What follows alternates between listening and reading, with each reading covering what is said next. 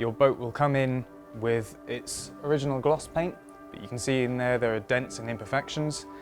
Any filler or any adhesion, anything that you try and put on top, will need a sand first. From there you've got a hull that you can actually start putting things on. You would start with filler. Filler is basically just going to absorb any bumps and dents that canal boats get. And then you have your first coat of primer. In this case our primer is a grey colour. It just gives a better adhesion for the new grade of paint that we put on. From there you can start adding your base coat, which is a coloured paint, and then everything else beyond there is a top coat. It's generally a glossy type colour, and it will end up being the perfect shade by the time it's had 2 coats of each. And then the finished product would be around about a week or so later.